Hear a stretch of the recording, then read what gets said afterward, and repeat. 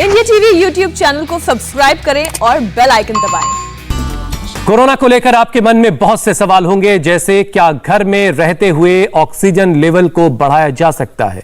Oxygen level को नापने का सही तरीका आखिर क्या है? कोरोना के नए स्ट्रेन से डबल मास्क क्या बचा सकता है? आज हमारी कोशिश है कि आपको इन सभी सवालों का डॉक्टर्स के जरिए सीधे जवाब मिले। हमारी खास रिपोर्ट से आपको वायरस से बचने वाली कई अहम जानकारियां मिलेंगी।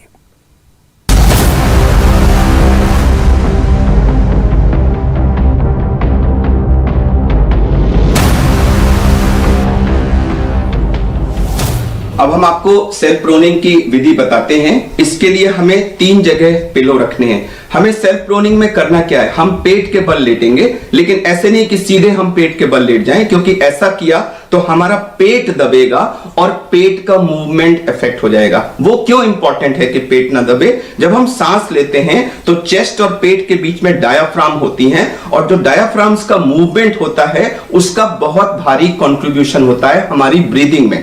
तो अगर पेट दबा तो वो डायाफ्राम का मूवमेंट इफेक्ट हो जाएगा और उससे उल्टा इफेक्ट आ जाएगा। तो ऐसा हमें कदापि नहीं होने देना है।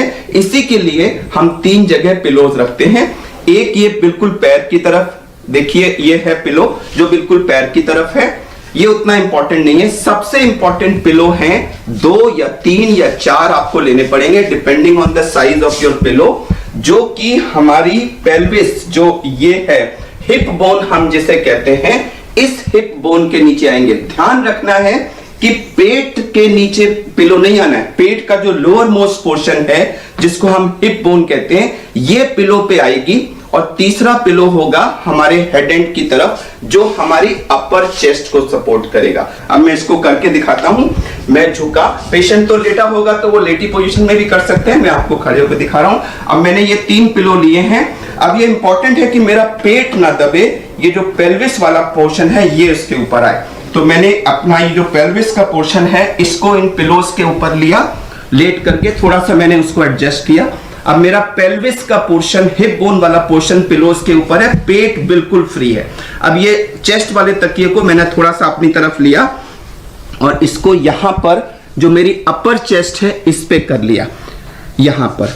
अब आप देखिए इस पोजीशन में आने के बाद इधर साइड से दिखाइए कि ये जो हाथ है मेरा, देखिए मेरे पेट और बेड के बीच में आराम से जा रहा है। और जब मेरा सांस से मेरा पेट हिल रहा है तो पेट के मूवमेंट में कोई रिस्ट्रिक्शन नहीं। ये सबसे अहम चीज है कि हमारा पेट नहीं दबना चाहिए। और जो तीसरा पिलो है वो मेरा पैर की तरफ है। आप देख लीजिए मैंने अपने पैर जो हैं वो पिलोस पे सपोर्ट किए। उसको आप थोड़ा बहुत आगे पीछे कर सकते हैं और अगर अनकंफर्टेबल लगे तो हटा भी सकते हैं। अब जो हमने ये चेस्ट की तरफ पिलो रखा है इसको हम थोड़ा बहुत आगे पीछे कर सकते हैं। अब सर कैसे पोजीशन करें? कई तरीके हैं। आप या तो सीधा इसको थोड़ा ऊपर लेके अपनी थोड़ी जो है वो इस पे सपोर्ट कर सकते हैं, देखिए ऐसे हो गया। या दूसरा ऑप्शन है कि आप थोड़ा सा इसको नीचे करें और हमने दोनों अपने हाथ ऐसे ले लिए और हमने हाथ पे इसको सपोर्ट कर लिया। और ऑक्सीजन अगर लगी है तो मास्क लगा है तो मास्क भी लगा हुआ हो सकता है, और अगर नेजल कैनुला है तो वो भी लगा हुआ हो सकता है। या मैंने अपने सर को ऐसे कर लिया, या मैंने अपने सर को ऐसे कर लिया, या फिर इसको हटा के मैंने इसको इसके ऊपर कर लिया। तो आपको चूंकि 2 घंटे तक लेटना है तो आप बीच बीच में इसकी पोजीशन चेंज कर सकते हैं। बीच में अगर संभव हो, अगर आपको थकान ना हो और ऐसा करने पे आपका ऑक्सीजन ना कम हो रहा हो, तो आप थोड़ी देर के लिए बीच में चेस्ट को ऐसे उठा करके डीप ब्रीदिंग की एक्सरसाइज भी कर सकते हैं और फिर आप वापस आ सकते हैं। ध्यान रहे कि ये सैचुरेशन लगा के करें। अगर आपको ब्रेथलेसनेस हो रही है, टायर्डनेस हो रही है, या सैचुरेशन ऐसा करने पे ड्रॉप होता है तो ऐसा ना करें। तो ये 2-3 घंटे अगर आप इस पोजीशन में लेट सकें तो आप देखेंगे आधे घंटे के अंदर ही आपके सैचुरेशन में 5 से 10% का इंप्रूवमेंट आ जाएगा। 2, 3, 4 घंटे आप इस पोजीशन में लेटिए, उसके बाद आप पोजीशन चेंज कर सकते हैं। मैंने ये पिलो हटा दिया, मैंने ये पिलो भी हटा दिए और ये पैर वाला पिलो भी हटा दिया। और अब मैं लेफ्ट लैटरल पोजीशन में आ गया। मेरी लेफ्ट साइड डाउन है, मैं लेफ्ट लैटरल पोजीशन में आ गया। हाथ को यहां रख सकता हूं, यहां रख सकता हूं, यहां रख सकता हूं, जैसे चाहे सर पे रख सकता हूं, जिसमें मुझे कंफर्टेबल लगे। अब मैं 2 घंटे लेफ्ट लैटरल पोजीशन में लेटने की कोशिश करूंगा। उसके बाद फिर मैं राइट लेटरल पोजीशन में चला जाऊंगा। मैंने अपनी पोजीशन चेंज कर ली और अब मेरी राइट साइड डाउन है और अब मैं राइट लेटरल पोजीशन में आ गया। तो मैं अब राइट लेटरल में 2 घंटे लेटने के बाद अब हम सीधे हो सकते हैं, अपने बैक के बल लेट सकते हैं और इस पोजीशन में हम थोड़ी सी ब्रीदिंग एक्सरसाइजेस कर सकते हैं थोड़ी देर, या फिर हम धीरे धीरे उठ के बैठ सकते हैं और उठ के बैठ के चौकड़ी मार के बैठ जाएं। ऐसे बिल्कुल अपने को झुका के ना बैठें ऐसे, क्योंकि उससे हमारी लंग कैपेसिटी कम होती है। अपने को पूरा जितना सीधा हो सकता है और जितना चेस्ट को पीछे कर सकते हैं, थोड़ा सा ऐसे मूवमेंट कर लें, थोड़ा शोल्डर्स को ऊपर नीचे मूवमेंट कर लें, थोड़ा ऐसे दाएं बाएं मूवमेंट कर लें और बैठने के साथ में आप अपने को सपोर्ट भी कर सकते हैं। इस पोजीशन में आप घर से अपना ऑक्सीजन लेवल बढ़ा सकते हैं, लेकिन ध्यान रहे कुछ मरीजों को इसे नहीं करना है।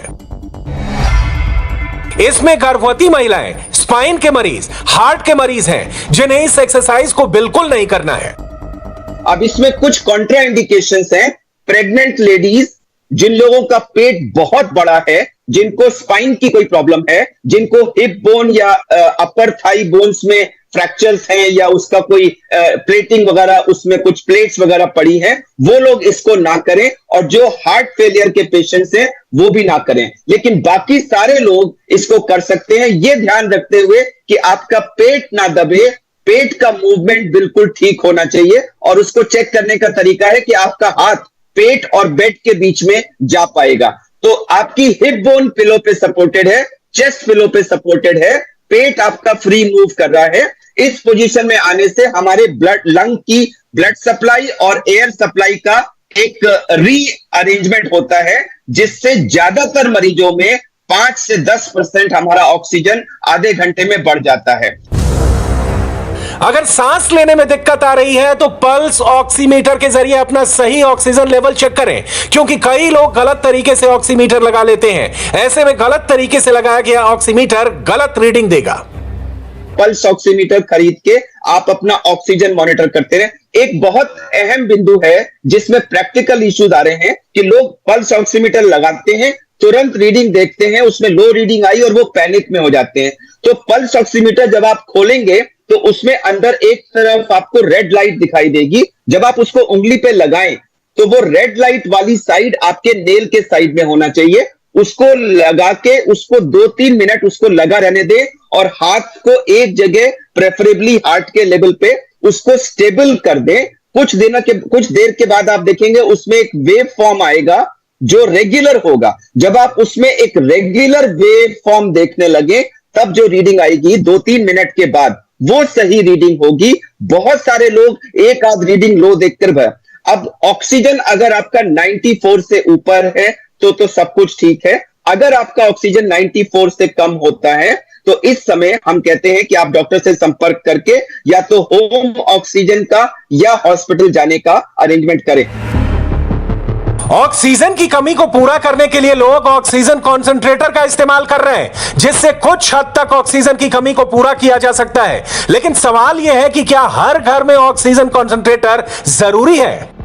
ऑक्सीजन कंसंट्रेटर एक मशीन है जो हवा से कॉन्सेंट्रेट करके 100% ऑक्सीजन देखिए हवा में 20% ऑक्सीजन होती है, तो ये मशीन हवा को सक करती है, उसमें से जो 80% नाइट्रोजन होती है उसको निकाल करके हमें 100% ऑक्सीजन आउटपुट देती है और ये बिजली से चलती है। अब इसकी प्रॉब्लम क्या है कि इसका जो मोस्टली मशीन्स हैं उसमें फ्लो करीब करीब 5 लीटर आता है, कुछ मॉडल्स में 5 से 10 लीटर भी आता है। लेकिन ये मशीन अगर आपके पास है और आपको ऑक्सीजन कम हुई तो उस समय आपने अगर 5 लीटर तक के फ्लो से काम चल सकता है तो ये तो आपका काम चला देगा। लेकिन बहुत से पेशेंट्स को इस समय 10, 12, 15 लीटर के फ्लो की जरूरत होती है, तो ये मशीन कारगर नहीं रहती है। तो इस समय अगर आपके पास ये मशीन है तो टू स्टार्ट विद आप इसका इस्तेमाल करें और इससे आपको टाइम मिल जाएगा। लेकिन मैं नहीं समझता कि ये एक परमानेंट सोल्यूशन है।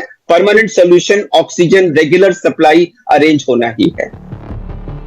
अब तक की रिसर्च में यह साफ हो चुका है कि वायरस का नया स्ट्रेन पहले के मुकाबले ज्यादा देर तक हवा में रहता है, जिससे हवा से इंफेक्शन फैलता है। ऐसे में एक्सपर्ट्स डबल मास्क पहनने की सलाह दे रहे हैं, क्योंकि मास्क ही संक्रमण के खतरे को कम कर सकता है। लेकिन डबल मास्क पहनते समय ध्यान रहे, सर्जिकल को सर्जिकल मास्क के साथ ना लगाएं, दो कपड़ों के मास्क को एक साथ ना लगाएं। बेहतर होगा कि एक सर्जिकल और दूसरा कपड़े का मास्क लगाएं।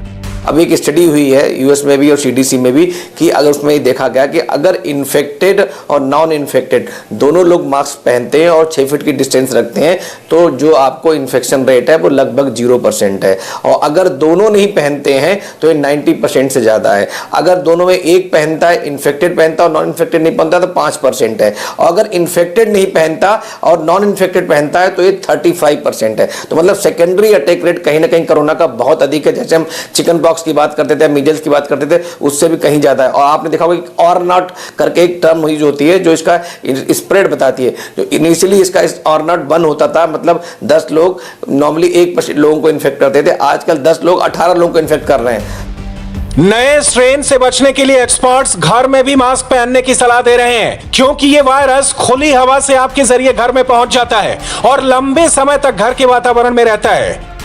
इससे पहले हम लोग ये मानते थे कि जैसे मुझे कोरोना मैंने खांसा तो वो सिर्फ और सिर्फ 2 मीटर के रास्ते तक ड्रॉपलेट्स जो हैं वो चली जाएंगी, जो कि 0.5 माइक्रोन से बड़ी होती हैं और 3 से 4 घंटे में वो सेटल कर जाएंगी सरफेस के ऊपर, टेबल वगैरह के ऊपर। ये पहले ये माना जाता था। तो हम कह रहे थे 2 मीटर से दूर रहें हमसे और दूसरा नीचे सरफेसेस को अच्छे से हम जो है सैनिटाइज कर दें। अभी तक की हम ये प्रिकॉशन ले रहे थे, मास्क पहनिए। लेकिन लैंसेट की जो ये स्टडी आई है, जबकि इसके ऊपर भी देयर इज अ डाइकोटमी, कई लोग इसको मान रहे हैं, कई नहीं मान रहे हैं। अभी तो इसने नींव लगाई है, अभी इस पे और स्टडीज होंगी। लेकिन उस स्टडी के हिसाब से आप चाहे खांसे चाहे छींके, उससे फर्क नहीं पड़ता। अगर आप एक कमरे में सांस भी लेके चले गए तो वायरस जो है छोटे छोटे एरोसॉल्स जिनका की साइज लेस देन 0.5 माइक्रोन है, वो हवा में तैरता रहेगा बहुत लंबे टाइम तक। तो इसको इस तरह से समझिए जैसे मैं लिफ्ट में से होके चला गया, मैंने उसमें खांसा भी नहीं और आप लिफ्ट में आ गए, मैंने और आपने एक दूसरे को देखा भी नहीं कभी, तो भी आपको संक्रमण हो जाएगा। इसका मतलब ये है। दूसरा इसका मतलब ये भी है कि अगर आप वेल वेंटिलेटेड रूम्स के अंदर नहीं रह रहे हैं, उसके अंदर एयर की सर्कुलेशन प्रॉपर नहीं हो रही है, तो भी आपको संक्रमण हो जाएगा। इसका एक और मतलब है, हॉस्पिटल्स या गेस्ट हाउसेस या होटल्स के अंदर आप दूसरे कमरे में रह रहे हैं, कोरोना का मरीज दूसरे कमरे में रह रहा है, गैलरी से ही आपको संक्रमण हो जाएगा।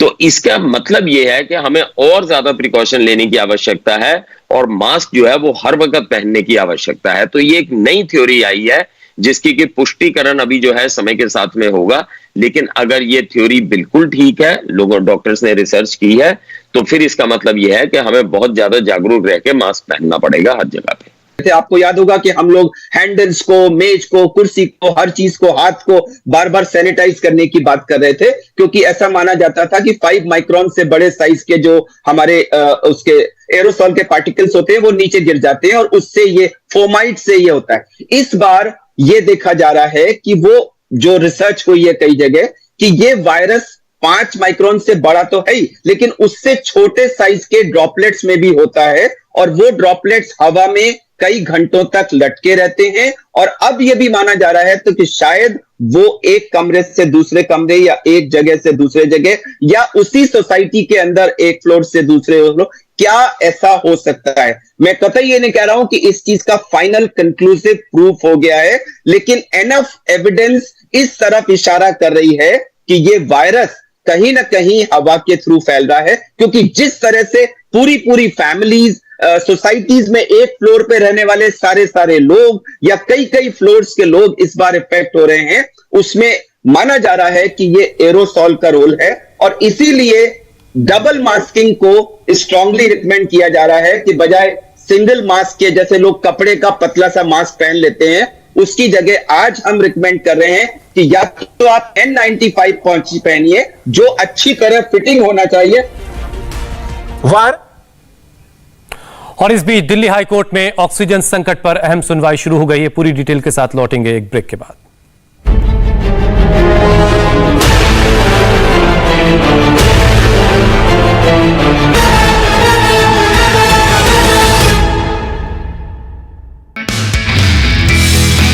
नमस्ते, मैं हूं मीनाक्षी जोशी। वीडियो और खबरों से अपडेट रहने के लिए India TV YouTube channel subscribe करें, बेल आइकन दबाना ना भूलें। जुड़े रहें इंडिया टीवी के साथ।